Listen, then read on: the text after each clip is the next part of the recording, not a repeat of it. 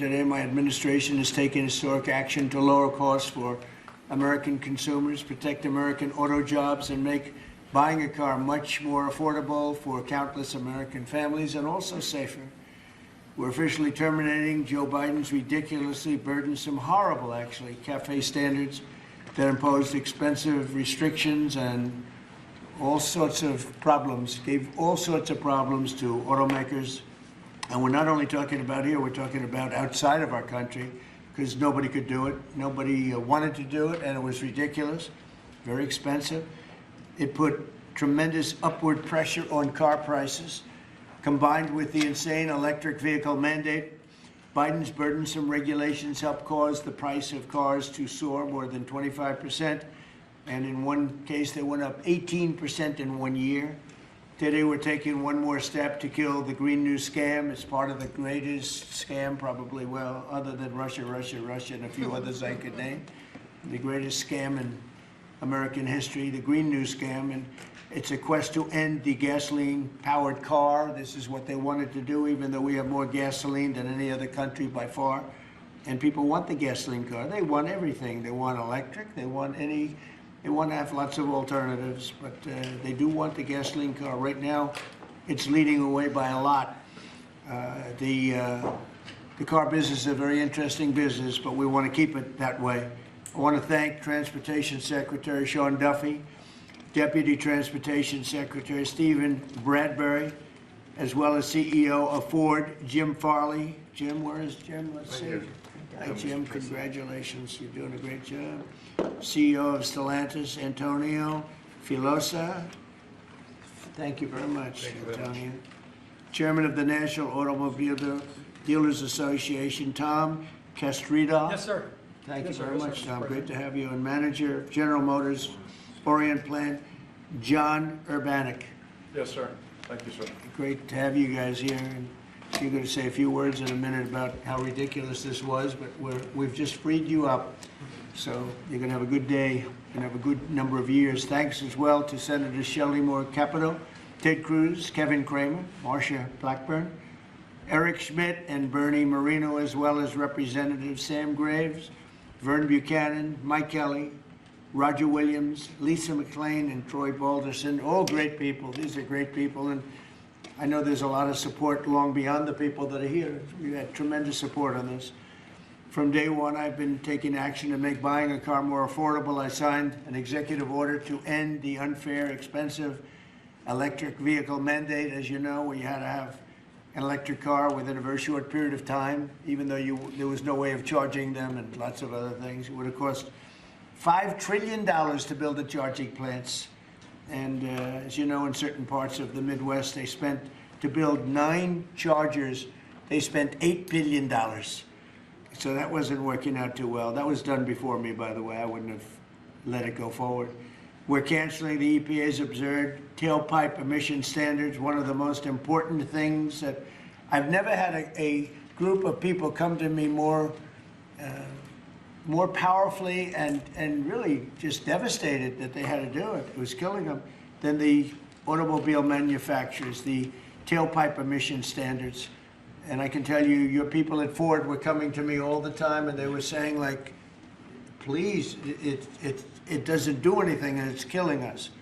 And it's driving the cost through the roof. And we revoked Biden's emissions waiver for California so that California communists could not regulate the automobile industry and ruin the entire nation of automobiles. And they were doing that, too. But we have that now under control also with your governor, who's got much more than he can control. Now, under the new rules being issued today by Secretary Duffy, the Department of Transportation will rescind the Biden fuel economy prices. And I hate to say that because they were really not economy. They were really, they were anti-economy. They were horrible what they were doing to the costs and actually making the car much worse. But these policies forced automakers to build cars using expensive technologies that drove up costs, drove up prices, and made the car much worse. The action is expected to save the typical consumer at least $1,000 off the price of a new car, and we think substantially more than that. Under the Trump administration, $70 billion are now being invested in the American auto industry. Ford has announced it will invest $5 billion across its Kentucky and Michigan plants. Is that a correct statement? That's right. That's a lot, $5 billion. You could do more. Creating at least 4,000 new jobs. Stellantis announced that it will invest $13 billion to expand its U.S.-based manufacturing by more than 50% and open new manufacturing facilities across the country. And I think a big part of that is also the tariffs. Because of tariffs, they're coming in, not only the automobile industry, AI, we're leading China in AI, we're leading everybody in AI, we're leading everybody in everything. We have the hottest country right now. I will tell you, a lot of political people behind me, great political people, very successful political people. We have the hottest country anywhere in the world. 1 year ago, we had a dead country, and now we have the hottest country anywhere in the world. And it started from November 5th, but it also started when we did the tariffs, and we've had tremendous support on the tariffs. It's bringing in trillions of dollars of wealth. It's bringing in national security, and I've stopped 8 wars, and of the 8 wars, 5 of them have been because of tariffs and trade, so they're very important. And General Motors plans to invest $4 billion as it brings its manufacturing back to the United States from Mexico. After falling by 5% under Biden, U.S. auto production has surged by 10% so far this year. You know, I won the auto workers vote, but now even the head of the auto workers said Trump is the greatest president we've ever seen. And he happens to be right about that. But we're protecting our auto workers, and we're making it easier for every family to afford high-quality cars. In other words, we're bringing automobiles back and the manufacturing of automobiles back into this country. We lost 52% over the years, 52% of our automobile manufacturing. You see it, closed factories all over the place. Now they're all opening up. They're being, in most cases, they're being knocked down, and new ones are being built in their place. And a big beneficiary is the state of Michigan, but South Carolina, even states that didn't really do too much with the automobiles, they're opening up plants. It's been amazing. So between automobile plants, AI plants, and plants of every other nation, really every other type, including chips, we're going to have a big percentage of the chip market very soon, not because of the CHIPS Act, which was horrible and ridiculous, where we just gave these companies billions and billions of dollars, and they just kept the money, but because of what we did with tariffs.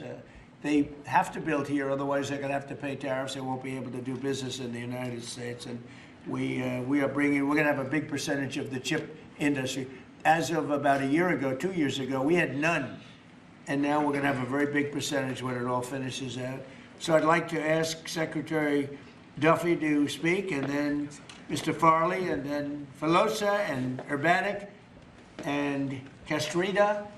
And also, we're going to ask some of our political leaders to speak, because let me tell you, they went out of their way. This was not easy. And people were brainwashed. This is a green new scam. And people were paying too much for a car that didn't work as well. And now they're going to have a great car that's going to be environmentally friendly, but it's going to cost you a lot less, and it's going to work great. All of the nonsense is being taken out of the cars. So, Secretary Duffy, could you say a few words? Thank you, Mr. President. So yesterday at the cabinet meeting, the president was talking about affordability, and the way that Democrats talk about affordability is a lie. Today is a perfect example of that. So these CAFE standards used what was contrary to the law. The Congress set a rule that says you have to look at combustion engines. Biden and Buttigieg actually did an analysis using... Edge. I'm sorry. Buttigieg used EVs and hybrids to come up with a 62 mile an hour per gallon standard, which I think the car companies will tell you is completely unattainable. So they spent a lot of money on technology trying to meet the unattainable standard, driving up the cost of a car, number one. And then number two, if they couldn't meet the unattainable standard, they had to trade for carbon, costing billions of dollars, and again, driving up the price of the car. So, Mr. President, what Democrats were doing, were not making cars more affordable, they're making them less affordable. The consequence of that is going to be that more Americans can afford to buy a new car, which means they're going to be safer on the roads because of all the great new technology we have that save lives. So we'll have less death on American roads. These rules are going to allow the automakers to make vehicles that Americans want to purchase not vehicles that Joe Biden and Buttigieg wants them to build, which is important. But also, this is important for American jobs. The more cars we sell, the more jobs we have in this country. And so this is jobs, this is freedom, and this is common sense, Mr. President. So thank you for your leadership. And I appreciate what the Senate did with the big, beautiful bill and what we've done here today. So thank you, Thank you Mr. very President. much. A big, beautiful bill is, it's something. It's amazing. Wait till people see the benefits and the lower taxes that they're going to have, lower regulations. So, how about Ford? Mr. President and Secretary, all the important lawmakers here, competitors, today is a victory of common sense and affordability. We're very proud of Ford to be the #1 auto producer in our country. 80% of the vehicles we sell here we make in our country. Right. And we never left, unlike many of our competitors. We're the #1 exporter, and we have the most auto factory workers. And this CAFE standard that is aligned with customer demand is the right move for a lot of reasons. We were #2 last year in EV sales, we were #3 in hybrid, and we're the leading brand for combustion. We believe that people should be able to make a choice, as you said, Mr. President, and we will invest more in affordable vehicles. This allows us to invest in affordable vehicles made in the U.S., which we will take the lead on, and will allow us to make vehicles more affordable. So thank you for making this step for all of you. Thank you very much. One of the other things we're doing, it's separate from this meeting, but I think everybody here would agree with it. If you go to Japan, where I just left, and if you go to South Korea and Malaysia and other countries, they have a very small car, sort of like the Beetle used to be with the Volkswagen. They're very small, they're really cute, and I said, how would that do in this country? And everyone seems to think good, but you're not allowed to build them. And I've authorized the secretary to immediately approve the production of those cars. So you'll be able to buy, they really are, they're actually, some of them are really beautiful, actually. If you take a look, Honda, some of the Japanese companies do a beautiful job. But we're not allowed to make them in this country. And I think you're going to do very well with those cars. So we're going to approve those cars. Would you like to say something about that? Well, no, just that he never stops working, so even when he's on Asian time, he's calling me at midnight in the States. But he gave me the directive to clear the regulations on this, to which we have. And so if Toyota or any other company wants to make smaller, more affordable cars, fuel efficient, we have cleared the deck so they can make them in America and sell them in America. They're really nice and less expensive. And it really gives people a chance to have a car, you know, have a brand new car as opposed to a car that maybe isn't so great. And so you car companies start thinking about that. I think it's going to be a tremendous market. Please, would you like to say something? Thank you, Mr. President. It's a great day for us at Stellantis today, because it's the day where we see CAFE regulation reconcile with real customers' demand. That's why at Stellantis we decided to invest to Jeep, Ram, Dodge, and Chrysler $13 billion in the next 4 years, increasing production by 50%, delivering to the market 5 new vehicles, and creating 5,000 additional jobs. That's because we believe in what you, Secretary Duffy, and all your team is doing in this country. We believe in growth, and we are ready to invest even more. So thank you very much. Thank you very much also for this great news of the K cars, which we are very interested in, and we are very looking forward to work with Secretary Duffy, your team, in the future for the next steps. Thank you very much. Well, get ready for those cars because we've already cleared the way. You can start right away. We will. Okay? Thank you very much, Mr. President. Thank you very much. Please. Mr. President, thank you so much for having me. Thank you very much. We support your leadership for this issue that is so important to the auto industry. I'm here representing the hard-working men and women of Orion Assembly in Michigan. Right. The facility, our manufacturing facility there, is currently going through a retool so that we can build additional U.S. manufactured pickup trucks and full-size sport utilities for our customers, and we're so excited about that. And thank you for your support. Secretary Duffy, thank you as well. And this is largely coming in because of the tariff situation. We're taking in trillions of dollars, actually, trillions, and we have so many other advantages, but these great companies are coming back to the United States. They left the United States. If somebody was sitting behind this desk that knew what they were doing, that wouldn't have happened. They would have said, well, you can sell your car here, but we're going to put a 100% tariff, and you would have never had the auto industry leave. Again, we lost more than 50% of our auto industry, and now it's all coming back, and I think it's coming back. Ultimately, it's going to be bigger. I believe it's going to be bigger than it was before, actually, but it's an honor to have you here, and please, would you like to say Mr. something? President? Thank you very much. Tom Castrator, sir. I'm the chairman of National Automobile Dealers that represent 18,000 dealers in the country, along with 3,000 heavy-duty truck dealers. And what the actions that you've done as the president and your administration is definitely going to save our customers money. And you made your promises that let the consumer buy what they want, sir, and you delivered on that. And the other thing that you delivered was your promise in the big, beautiful bill, the tax deduction on loans that had gone away some years back. Right. And now that makes it affordable for our buyers that can save money through that loan of the tax, anywhere from several hundred to several thousand. So again, sir, on behalf of all the dealers and our customers, we appreciate what you and your administration have done, and of course our legislative support as well, Mr. President. Thank you. That's very nice, and I'm glad you brought that up. We're allowing people to deduct. So if you go out and buy a car, and this is for middle income, but for lower income, no matter what, they never really had deductions. You know, rich people like deductions, but middle income people were never really afforded deductions, which is very unfair. You borrow money to buy a car, you're allowed to deduct the interest from your income tax. And I think that's going to be one of the most, in terms of your industry, I think it's going to be the biggest thing that we're talking about, maybe even bigger than CAFE standards.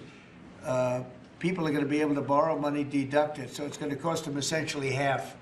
And they'll be... It'll help, yes, sir. I think it's going to be a tremendous factory. They've never had a chance to do that before. And that's all done. That's all in the great, big, beautiful bill. So it's really terrific. I'd like to ask a couple of our political leaders to say, because you guys have done an amazing job. This was something that was going to be very tough. We had to fight lunatics to get it done, and they had no answers. You know, it's you just present them with the facts, and they just say, well, we're just not going to vote for it. They couldn't talk about it, but they didn't want to vote. I see Mike Kelly, my friend back there, has been with me from day one, right? Yep. What do you have to say, Mike? Well, you know what? I think you hit the key. Everybody's talking about the same thing. In America, look at the way they like each other. You can, now you can see, there's no hatred between these two guys. yeah, as long as I beat his price, we're friends. Yeah, but you hit it on the head. The American people have always been able to choose what they want to buy. Right. They don't want to be taken out of a market by people who, quite frankly, don't even drive their own car, and saying this is the way you've got to go going into the future. And say, well, you may say that, but you're not in the market. You have no idea. And I know the business we're in. At the end of the day, if you were there with me, I'd say, oh, so, Mr. President, other than price, what's keeping you from taking the car home today? It's always price. And the fact that we can build a car that's affordable, that people want to buy, that's the key to it. What you've done is unlock the most ridiculous statute that ever came in with CAFE. It wasn't done by the Congress. It wasn't done, it was done by President Obama after the courts failed on it. So thank you for doing what you're doing. You're making America great again in every single way. Thank you. Thank you. It's going to be so big for the auto manufacturers. People aren't even going to believe the impact this has. You know, Mike used to come to my rallies all the time, and we'd have a rally, and it was like 0 degrees. It was freezing, everyone, and he'd sit there without a shirt on. And I didn't need that, you know. I didn't say it was pretty, but he would sit there in the cold, and he didn't mind it at all. I said, that's one tough cookie, right? You lit it up. We didn't need any heat. You were there. We had a good time. We had a lot of great rallies, We right? did. We did. Pennsylvania. Please, Mr. Congressman.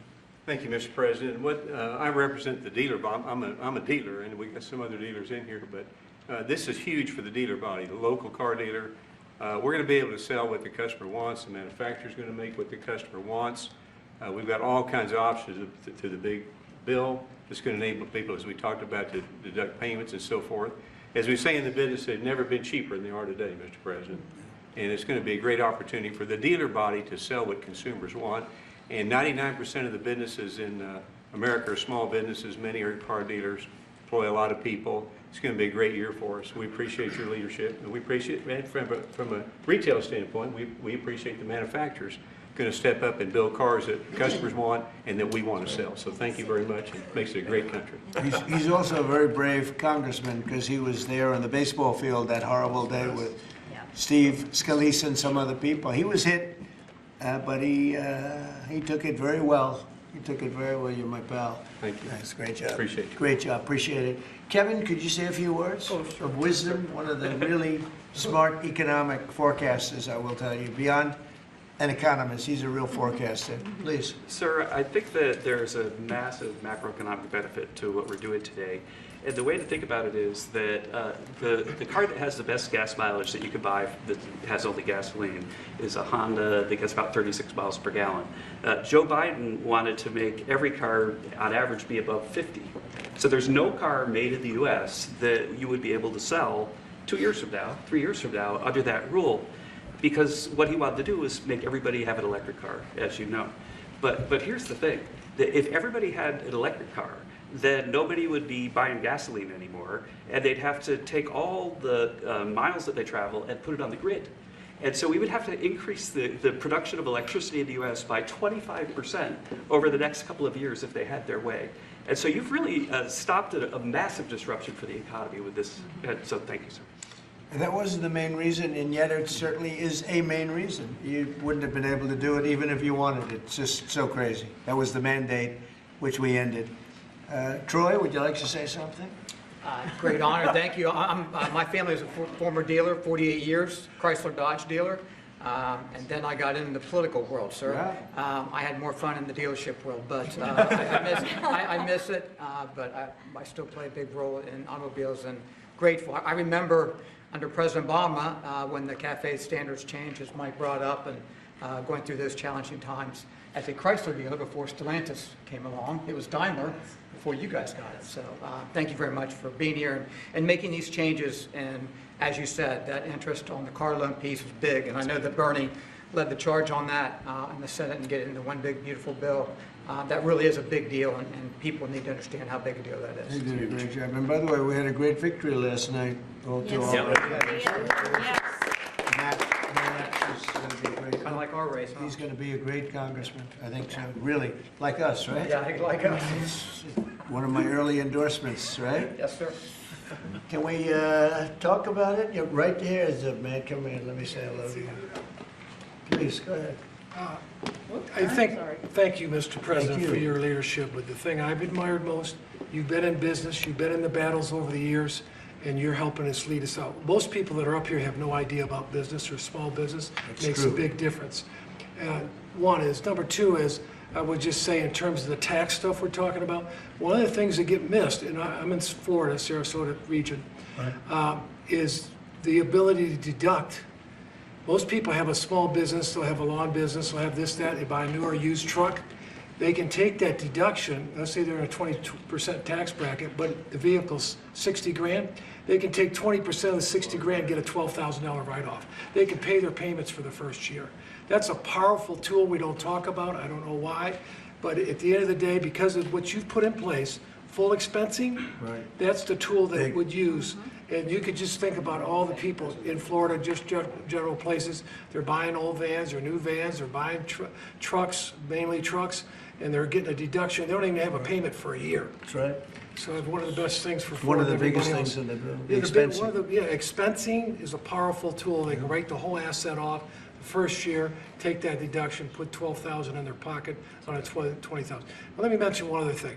They got into the e-vehicles, electric cars. And I'm talking to dealers that come in and talk to me, and basically, they couldn't sell one, they couldn't give one away. And when these companies, or they got in because of whatever political pressure under Biden administration, and they end up realizing that they got no market. A guy says, the car's been sitting there a year, I can't get rid of it. So they don't understand the market. The people produce the vehicles, and that's made a big difference in your leadership. But thanks for what you're doing here today. It's big, it's huge, it'll make a big difference. $12,000 on a $60,000 vehicle, up front, day one. Thank you. Thank you very much. Great job. Yeah. You know, we're just talking about something that's interesting. Ford would make, and I don't want to speak for Ford because we have one of the top people right here. Mr. President, it's fine if you want to talk about Ford. Ford would make numerous electric cars in order to sell one Ford 150. Because they'd make all their money with the 150. Yes. And they were willing to lose money on building 2 or 3 electric cars that they couldn't sell in order to make some money on the 150, because the 150 is a monster. I'll tell you what, that, no matter where you go, they love that Ford 150. Yes. But isn't it a ridiculous model when you have to build 2 or 3 cars that you know you're not going to be selling or not be selling for much in order to really do something that you should have the right to do, which is make a car that you want to make Yes. and that the market wants, right? So congratulations on the 150. Thank you. Best-selling vehicle in the United States. Just saying. Now it's 100% built in the United States. now it's only going to do, no, but it really is, it's amazing. It's an amazing brand. There was a lot of stupid things done here. What would you like to say? Yeah, I thank you, Mr. President and Secretary Duffy and all of us. You know, one of the last times I was here is when you signed the electric vehicle CRA, Congressional Review Act, that all of us participated in, the beginning of really making common sense, because it was going to impact 17 other states and really a large part of our economy. This is about affordability here. I'm just going to say one thing. Well, maybe I already said one thing, so now I'm going to say 2 things. When we talk about a car and auto, we sort of talk about just, oh, we need a car. Do you know what a car does for a family? You can take your children to school, you can go to the store, you can visit your mother, you can go to church, you can have a job, you have the flexibility that you need. A car for an American family is about a roadway to prosperity. Big deal. It's a big deal. And so by making them more affordable, making them more choice-driven by what families want and need, today is a great day for the American family. Absolutely. Thank you. Absolutely, and the American worker. Say. Well, thank you, Mr. President and Secretary Duffy, and to my colleagues that are here. In Tennessee, we make great automobiles, and we have a fantastic workforce. And whether you're GM or Ford, with their new investment in Tennessee, or Nissan or VW or Toyota with the engine plant, what you see is the components that are necessary to build these cars. And removing these standards and making cars more affordable does mean that more people will purchase them, but it also means we're going to have to make more cars to meet that demand, and for Tennessee, that is a great thing. So, you know, I'm just sitting here and I'm thinking, like, we have the biggest auto manufacturers in the world. They're talking about investing billions and they're investing it as we speak, but billions and billions of dollars in our country. Thank you very much. And they're here. They're not like, well, maybe we'll do it. They're doing it because of tariffs, and they're doing it because of maybe they like the president, and we're doing things like this for them, which frankly, no matter who you are, this should be done. And we're doing things like deductibility of interest. When you borrow money to buy a car, you're allowed to deduct it from your income tax. That is a massive tax cut for people that probably are going to be trying to buy that car anyway. And I really think that that interest factor is going to be one of the biggest things. When I was proud of that because I thought of it, and it seems so simple. Other people are allowed big interest. If you're a rich person, you're allowed to have big interest deductions for different things you do. But if you're a middle-income person that has to buy a car, you were never entitled to anything. And now you're getting a full interest deduction on the loan.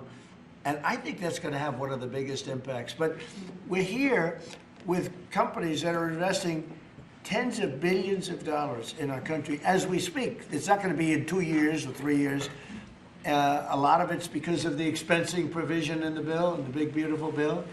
But a miracle is happening in our country. It's a miracle. This is just the auto industry, but we have other industries where it's the same thing. They're building all over our country, and this is a revolution is happening.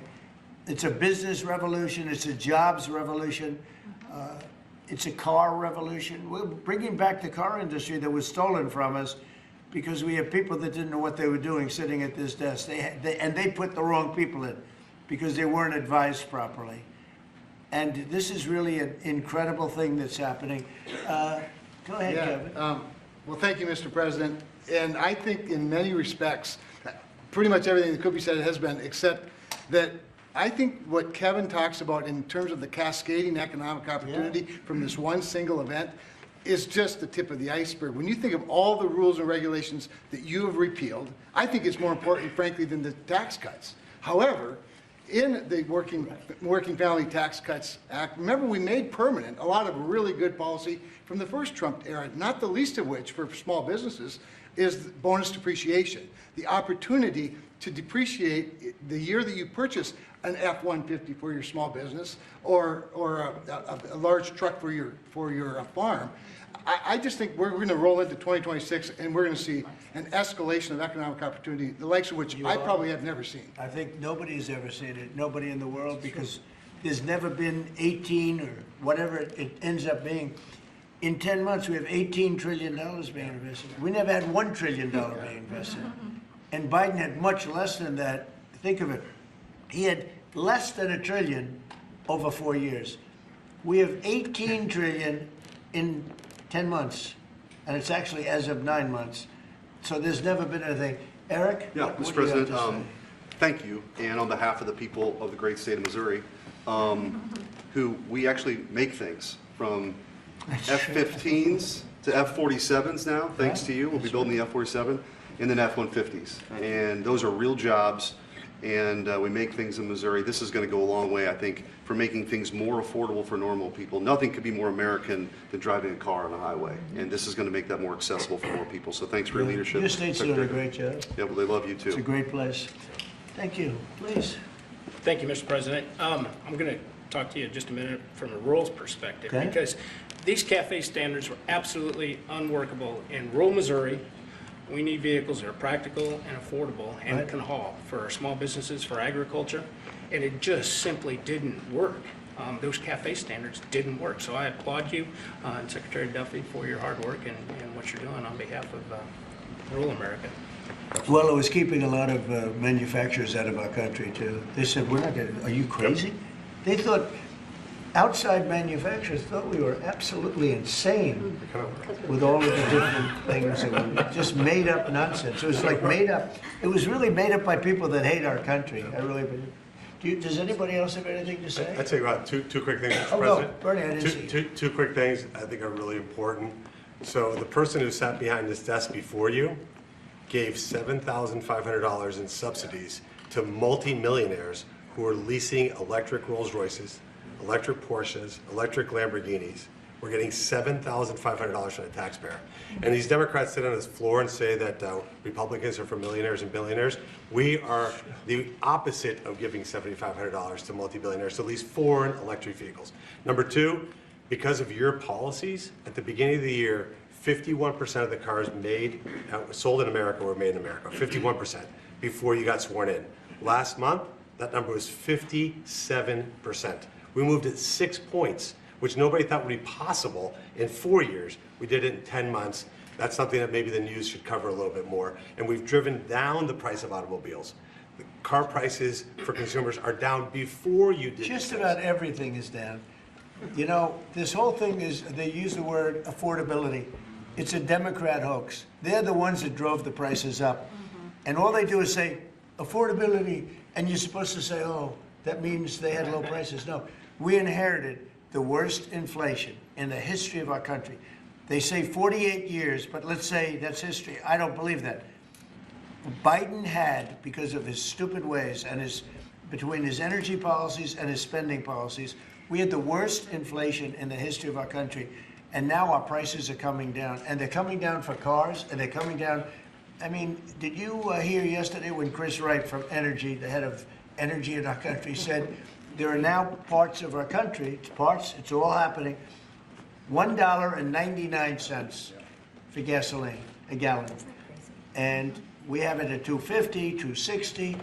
It was at $5. And that's bigger than any tax cut we could give. And, you know, for the average family, that's considered bigger than any tax cut. So the word affordability, when they mention it, you ever watch them?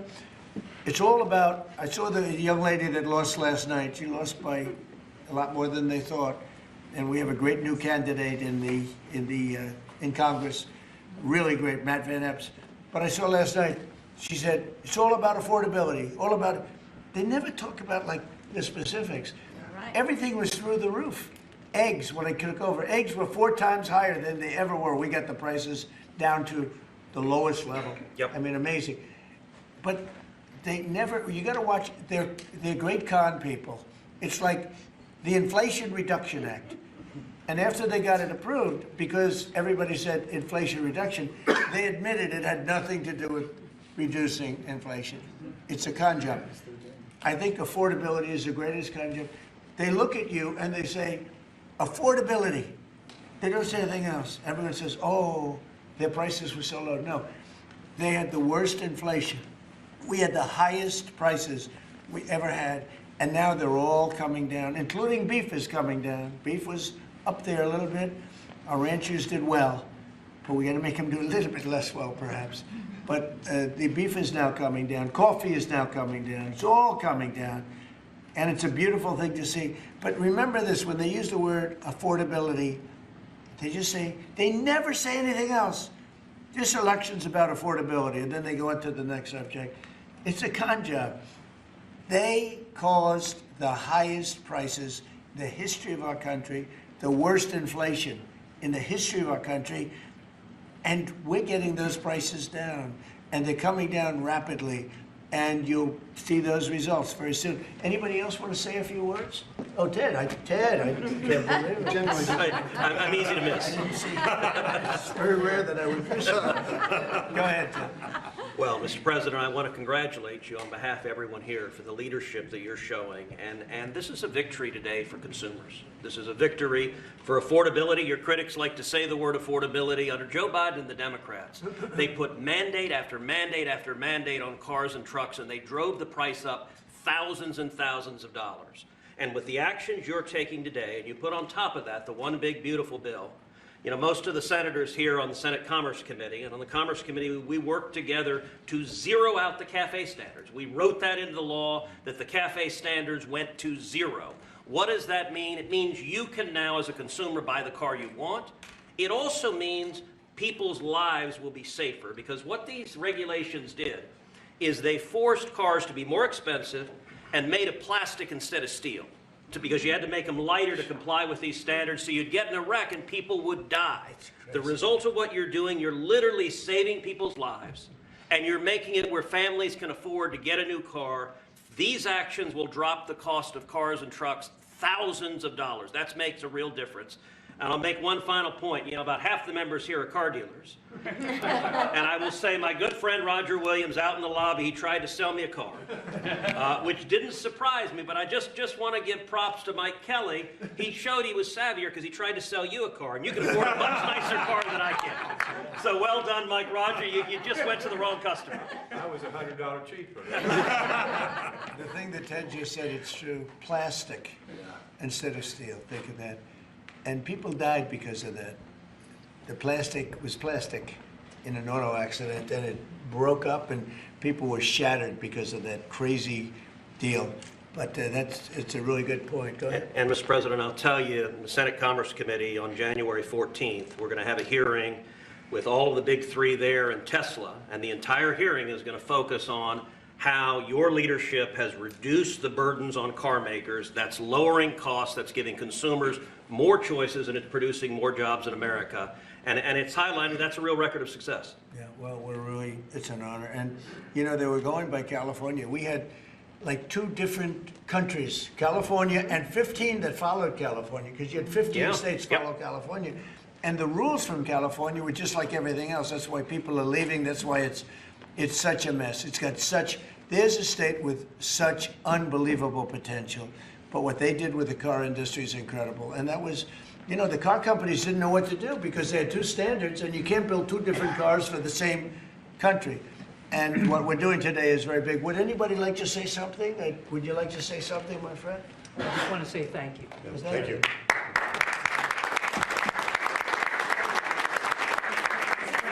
Well, anybody wants to Mr. President, thank you. Once again. And we love you, Brian. Oh, I love you too, Mr. President.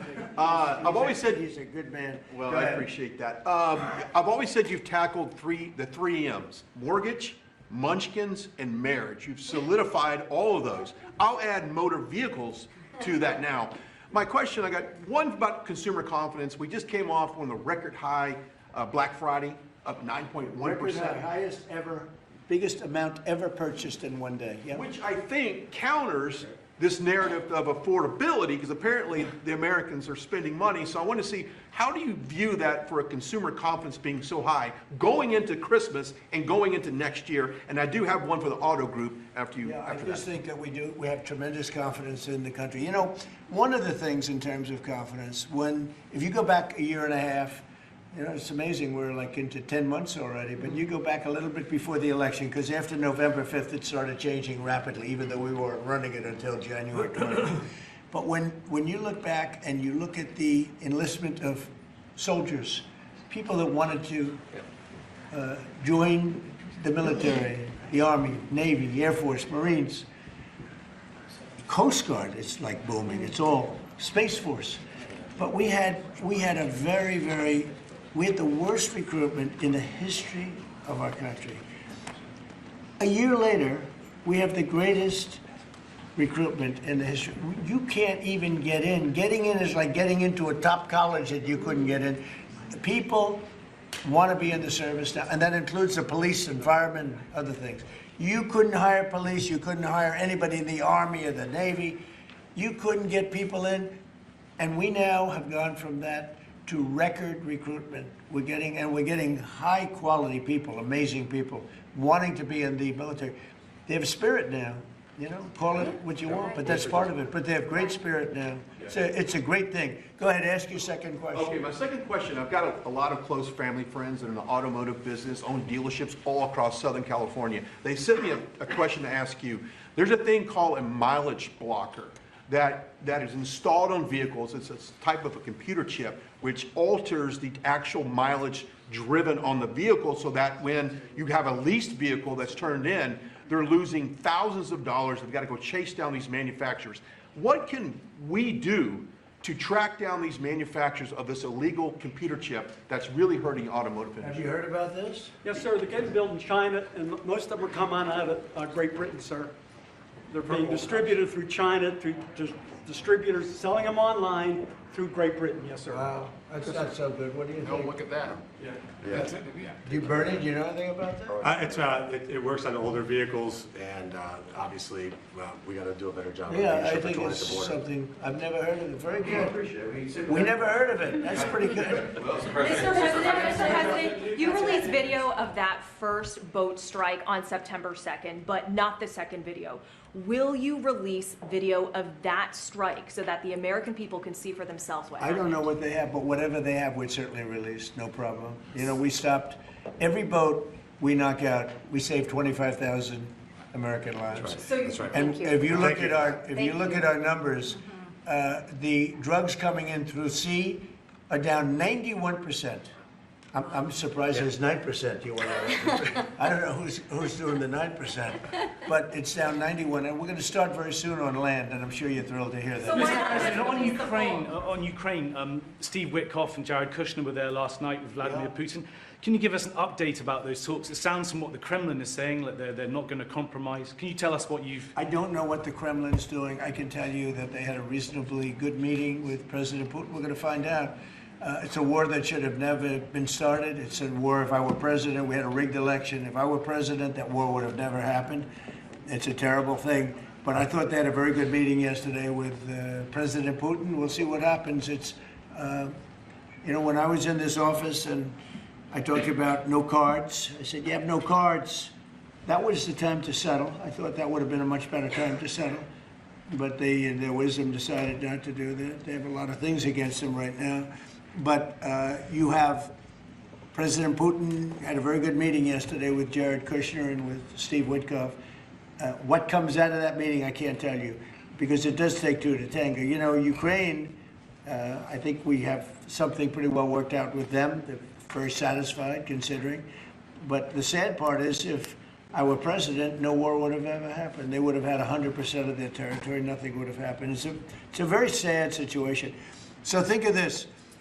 Last month, 27,000 soldiers. 27. That's like you take a stadium, a football stadium, not an arena, and you cut it in half. 27,000 people died. Young, mostly young soldiers, died last month, in 1 month. And that's the only reason I'm involved. You know, we're not spending any money in the war. We're selling to NATO. We're not being ripped off like we were under Biden. Biden was handing everybody everything we had, giving them all the missiles, everything they wanted, free, no charge. So he had no idea what he was doing. They're paying top dollar, full price for everything. Goes to NATO, and then NATO distributes it. NATO pays us. So it's not money. We would all, I think I can speak for everyone behind here. The politicians I know and the auto manufacturers are good people. They don't want to see 27,000 people die for no reason whatsoever. And that's the only reason I'm trying to help. Yeah, please. Mr. President, switching to Venezuela for a second. Have you checked back with President Maduro? I mean, is your pressure campaign working? And do you think has he responded to your demand that he leave the country? It's not pressure campaign. It's much beyond that, I think. But I spoke to him briefly, just told him a couple of things. We'll see what happens with that.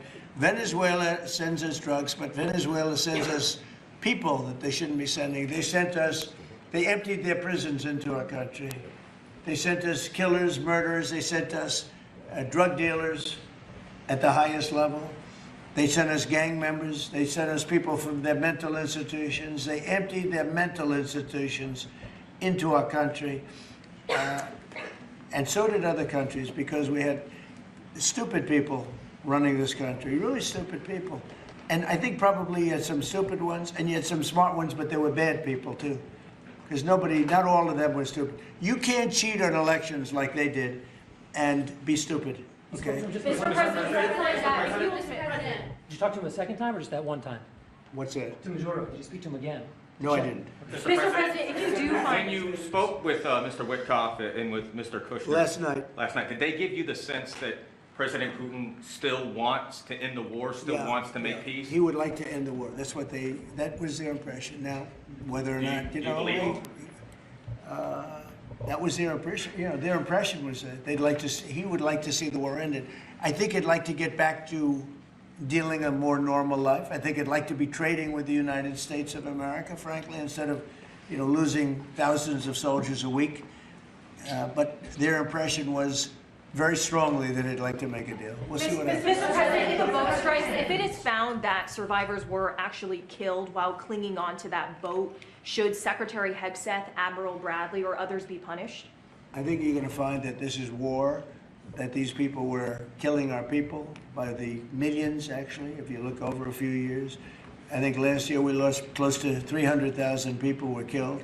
That's not mentioning all the families. Have you seen what happens with the families of not only the people killed, the people that are trying to get their son or their daughter off of this poison that they've been fed? I think you're going to find that there's a very receptive ear to doing exactly what they're doing, taking out those boats. And very soon we're going to start doing it on land too, because we know every route, we know every house, we know. And I think you're going to see it very soon on land also. Yeah, please. So to be clear, you support the decision to kill survivors after the initial No, I support the decision to knock out the boats. And whoever is piloting those boats, most of them are gone. But whoever are piloting those boats, they're guilty of trying to kill people in our country. Yeah, please. The House Judiciary Committee has subpoenaed Jack Smith to ask about his investigation of you. I wondered, for a deposition, I wondered if you'd prefer to see that as a hearing so that the American public can see the questions and the responses more easily. I'd rather see it probably at a hearing. Look, Jack Smith is a thug. He's a failed prosecutor. He's a bad man. He's an evil man. He hurt a lot of people. Forget about me. I do this stuff, but I got indicted many times by a guy that they were dismissed. He's a bad guy. He's a sick man. There's something wrong with him, actually. I think Jack Smith is a sick man. There's something really wrong with him. I'd rather see him testify publicly because there's no way he can answer the questions. But Biden knew this was going along. Kamala knew it was going along. And there's a lot of things happening right now that they don't like. One of the things is the auto pen. Everything he signed, almost, with the exception of the pardon of his wonderful son, Hunter, just about everything he signed was not signed by him. He had no knowledge of it. He didn't know what it was. People sitting around the beautiful Resolute desk knew exactly what it was. And those people are guilty, in my opinion, of a major crime. Everything that was signed by that auto pen, the man operating the auto pen, and I'm sure there are more than one, because I think some of the people can operate it themselves, some of the high-level people operate it themselves. They would just go in and sign his name with an auto pen onto very important documents, not only pardons, but policy, maybe CAFE standards, okay, as an example. Who signed CAFE? If you ask Biden, what's a CAFE standard? He would have absolutely no idea. He'd say, where is the cafe located? The guy didn't know anything. Look, that just shows you what a rigged election can be, but you understand what I'm saying. Thank you. You've had conversations with... with Jensen. Right, so... Smart man. In your conversations with him, have you kind of given a sense of where you are with export controls and the types of chips that NVIDIA can give to China? He knows very well. He's done an amazing job. NVIDIA, very good. Yeah. Mr. President, when do you expect for phase 2 of the Gaza peace plan to be implemented? And Well, it's going along well. You know, they had a problem today, I understand, with a bomb that went off and hurt some people pretty badly, probably killed some people. They're telling me it just happened. But it's going on very. We have peace in the Middle East. People don't realize it. We have tremendous support. 59 countries. There's tremendous support. But phase 2 is moving along. Yeah, it's going to happen pretty soon. Mr. President, did you speak with House Republican leadership about your decision to pardon Congressman Henry Cuellar? And are you concerned that you made a vulnerable Democrat perhaps less vulnerable with that decision? It didn't matter. He's a respected person. He was treated very badly because he said that people should not be allowed to pour into our country. And he was right. He didn't like open borders. He was on the border. You know, he represents a very respected man. He represents the people on the border, and he saw what was happening. And as soon as he made that statement, I then said, I'll bet he gets indicted. And that's what happened. You know, I put out my truth from that. Well, I did a truth. Wonderful truth, we love truth. But what happened is he got indicted for speaking the truth. And his wife got indicted, Imelda. And that's sort of a first. Usually they leave the wives alone, right? Don't they, Congressman? Typically they indict somebody, put him in jail for the rest of his life, but the wife can just sit home and cry, or she'll find a new man. You know? A lot of times they find a new man that makes them much happier. In fact, a lot of times they like that man better than the one that's in jail. Mr. President, thank you. The mayor of Minneapolis, Jacob Frey, is saying that he's actually proud to have the largest Somali community in the country, and his police chief Well, then he's a fool.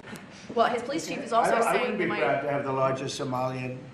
Look at their nation. Look how bad their nation is. It's not even a nation. It's just people walking around killing each other. Look, these Somalians have taken billions of dollars out of our country. They've taken billions and billions of dollars. They have a representative, Ilhan Omar, who they say married her brother. It's a fraud. She tries to deny it now, but you can't really deny it because, you know, it just happened. She shouldn't be allowed to be a congresswoman, and I'm sure people are looking at that. And she should be thrown the hell out of our country. And most of those people, they have destroyed Minnesota, okay? Minnesota, you have an incompetent governor. You have a crooked governor. He's crooked as hell, but he's incompetent. Walz he should be ashamed. That beautiful land, that beautiful state, it's a hellhole right now. And the Somalians should be out of here. They've destroyed our country. And all they do is complain, complain, complain. You have her. She's always talking about the Constitution provides me with, go back to your own country and figure out your Constitution. All she does is complain about this country. And without this country, she would not be in very good shape. She probably wouldn't be alive right now. So Somalia is considered by many to be the worst country on earth. I don't know. I haven't been there. I won't be there anytime soon. I hope. But what the Somalian people have done to Minnesota is not even believable. It's not even believable. And a lot of it starts with the governor. A lot of it starts with Barack Hussein Obama, because that's when people started coming in. And you have to have people come in that are going to love our country, cherish our country. They want to kiss our country goodnight. They talk about our country. We want them to pray for our country. This is not the people living in Minnesota. And she's a disaster. She should not be, and her friends shouldn't be allowed. Frankly, they shouldn't even be allowed to be congresspeople, okay? They shouldn't even be allowed to be congresspeople, because they don't represent the interests of our country. Anybody else? The automakers spent billions on meeting the Biden EV rules. Should they be able to recoup that somehow, given the change? And there's a question about the doing it. No. I'm not letting them recoup. They're going to do just fine. You know how they recoup? From this point forward, they'll do very well. Can you also talk about the USMCA and what you're thinking about renegotiating that with the automakers? Well, that's just an ongoing thing. It expires in about a year, and we'll either let it expire or we'll maybe work out another deal with Mexico and Canada. But look, Mexico and Canada have taken advantage of the United States, like just about every other country, in all fairness. It's not them, I'm not blaming them. But every country, because we had stupid people running our country. We had a lot of stupid people running. That's why we have $38 trillion in debt. But the beautiful thing about the tariffs is we'll start paying off that debt. The money coming in, they're finding money in our country now that they never knew existed.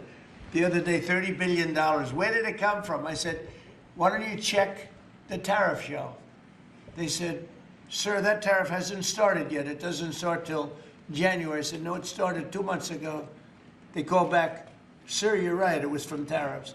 No, we have a whole different country. I hope the Supreme Court, I pray that the Supreme Court understands the importance of the sensible, really, I mean, this would be country threatening if something happened with regard to that. You know, the people that brought that case are bad people. They're very bad people. They hate our country. They represent foreign countries, including China.